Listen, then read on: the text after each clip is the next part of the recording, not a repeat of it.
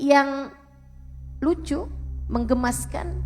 Nabi pun kemudian memain-mainkan poninya sambil meniup-niupnya. Dimain-mainkan Nabi Muhammad. Sejak hari itu, dari kepala anak tersebut selalu tercium aroma wangi sampai dengan masa tuanya. Suatu waktu Nabi Muhammad berjalan, dilihatnya seorang anak kecil sedang main-mainan air. Ia memasukkan air kemudian menyemburkannya. Nabi Muhammad mendekati anak tersebut, memasukkan air ke dalam mulut beliau yang mulia, kemudian menyemburkannya ke wajah anak tersebut.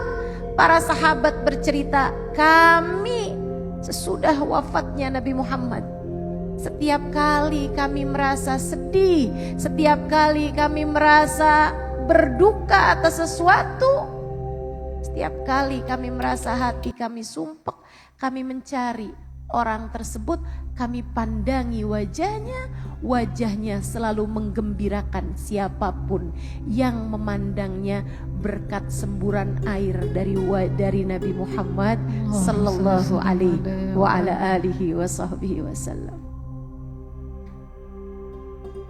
Manusia paling tercinta di sisi Allah, manusia paling mulia di sisi Allah.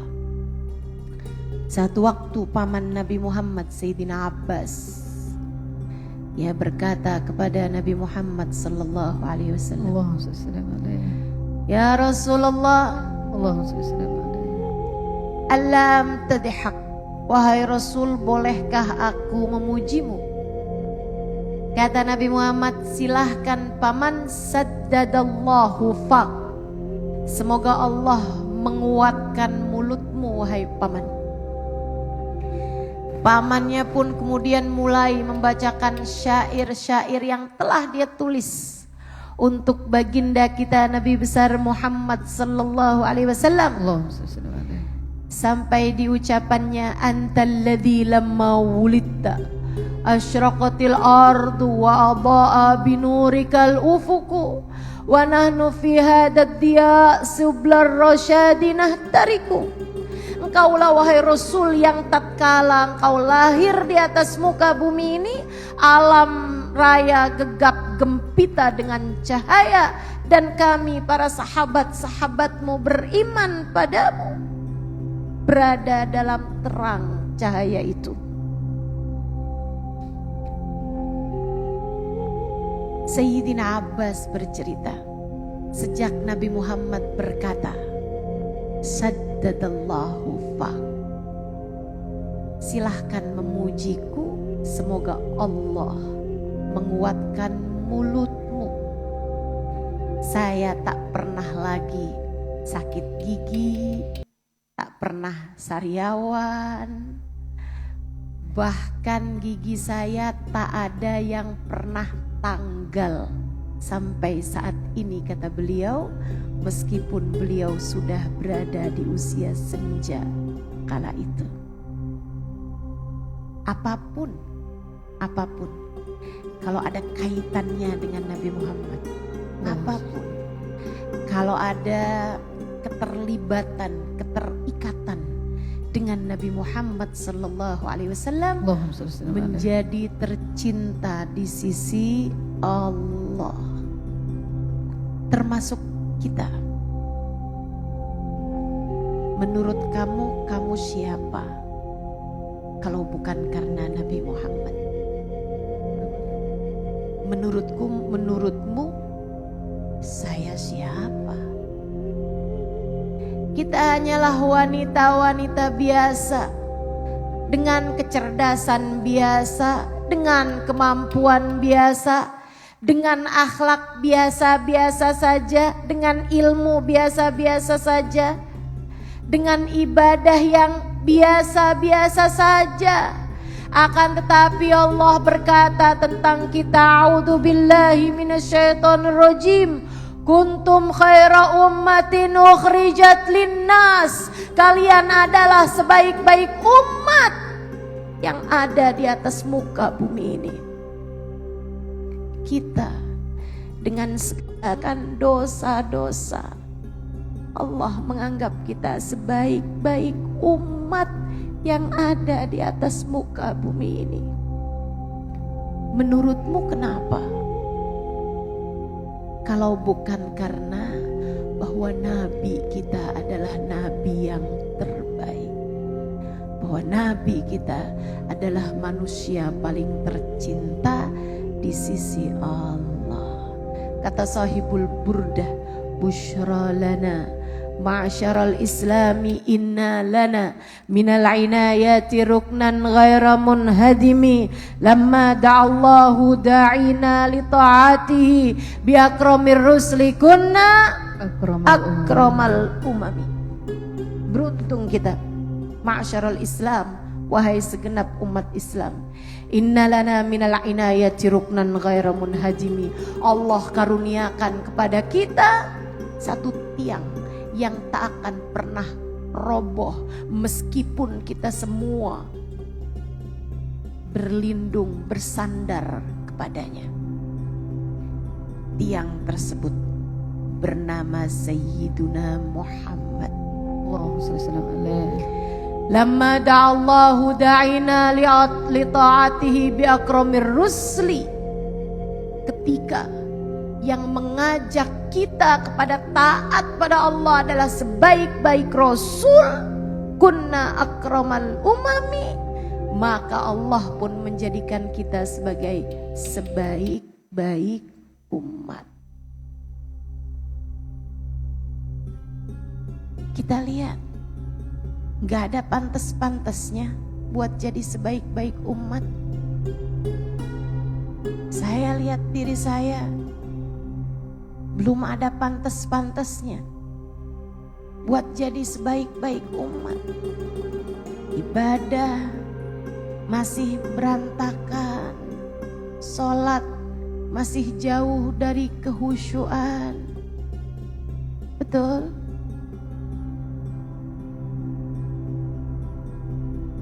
Kita lihat diri kita, akhlak kita tidak seberapa, ilmu kita tidak seberapa. Yang jadi istri, mohon maaf, sepertinya juga belum seberapa.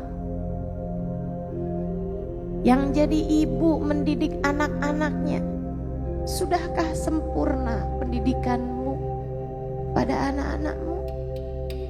Belum seberapa, bukan? Baktimu kepada orang tuamu, tidakkah kamu merasa belum seberapa? Akan tetapi Allah menjadikan kita sebaik-baik umat di atas muka bumi ini, tak lain tak bukan karena keterikatan kita kepada baginda kita Nabi besar Muhammad. Allah sebab jika kita ditanya siapa nabimu, jawaban kita tak lain tak bukan adalah baginda kita Nabi besar Muhammad. Allah apapun yang ada Nabi Muhammadnya, ia akan tercinta di sisi Allah. Karenanya kita perlu mengetuk-ngetuk pintu Nabi Muhammad. Karenanya kita perlu mendekat kepada Nabi Muhammad, sebab di sanalah letak kemuliaan kita sebagai umat, sebab di sanalah letak nilai kita di hadapan Allah. Sementara Allah adalah pemegang nasib kita dunia hingga akhirat. Alasan kedua, kenapa kita perlu terus-terusan mengetuk-ngetuk pintu Nabi Muhammad? Karena Nabi Muhammad sayangnya sama kita umatnya luar biasa. Saya ulangi, jika yang pertama adalah karena Allah tak pernah mencintai apapun dan siapapun lebih daripada cintanya kepada Nabi Muhammad, Alasan yang kedua adalah karena Nabi Muhammad sayangnya kepada kita, cintanya kepada kita umatnya luar biasa. Guru saya Sayyidil Habib Umar bin Hafid mengatakan, innahu arham bik min walidik wa walidatik, innahu arham bik min zawjik aw zawjatik, innahu arham bik min nafsika alladhi baina jambaik. Nabi Muhammad lebih sayang padamu daripada bapak ibumu. Nabi Muhammad lebih sayang padamu daripada sayangnya suami kepada istrinya atau sebaliknya. Nabi Muhammad lebih sayang padamu daripada anak-anakmu padamu. Nabi Muhammad bahkan lebih sayang kepadamu daripada dirimu sendiri. Daripada rasa sayangmu kepada dirimu sendiri. Apa pencapaian terbesarmu yang paling kau inginkan, wahai Nabi Muhammad? Apa cita-citamu dalam kehidupan, wahai Nabi Muhammad? Beliau akan menjawab, cita-cita saya, keinginan saya, harapan saya adalah masuknya seluruh umat saya ke dalam surga. Allah, seseorang yang cita-citanya adalah masuknya kamu ke dalam surga. Bagaimana menurutmu? Seseorang yang harapannya adalah agar kita semuanya berada di dalam rombongan beliau di akhirat nanti. Nabi Muhammad Allah jadikan pemegang kunci surga. Miftahul jannah biyadi, kata Nabi, kunci surga aku yang memegangnya. Ana awal man dakhalal jannah, akulah orang pertama yang nanti akan masuk ke dalam surga. Adam wa man dunahu tahta liwa'i yaumal qiyamah. Nabi Adam dan nabi-nabi yang sesudahnya hanya akan berada di belakang benderaku di akhirat nanti. Ana sayyid walad Adam, aku adalah pemimpin seluruh umat manusia. Namun yang ajaib, Nabi ketika menyampaikan hal-hal tersebut, beliau mengatakan wala fakhr, dan aku tidak berbangga atas hal tersebut. Ana sayyid walad Adam wala fakhr, aku pemimpin seluruh umat manusia dan aku tidak berbangga atas hal tersebut. Miftahul jannah biyadi wala fakhr, kunci surga aku yang pegang dan aku tidak berbangga atas hal tersebut. Seluruh nabi-nabi Allah berada di belakang Nabi Muhammad. Wala fakhr, aku tidak berbangga atas hal tersebut. Lantas apa yang dapat membuatmu bangga, wahai Nabi Muhammad? Apa yang dapat membuatmu puas, wahai Nabi Muhammad?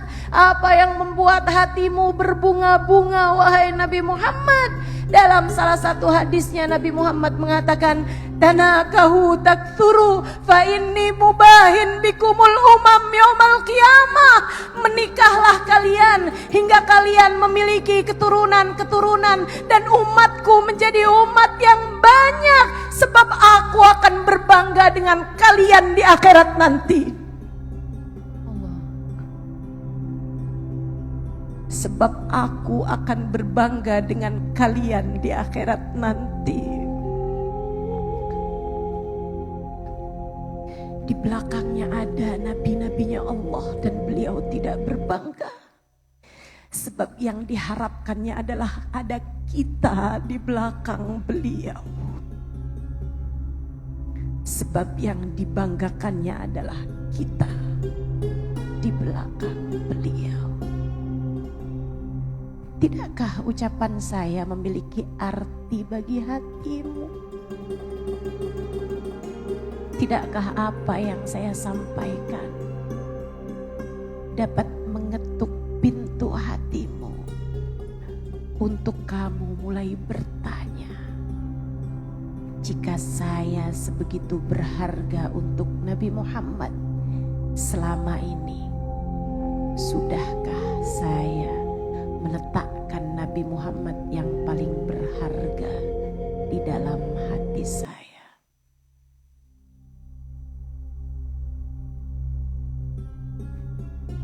Bagaimana kamu melihat dirimu? Apa yang selama ini telah kamu letakkan di dalam hatimu itu? Bukankah banyak di antara kita yang lebih memilih meletakkan dunia, meletakkan harta, meletakkan cinta manusia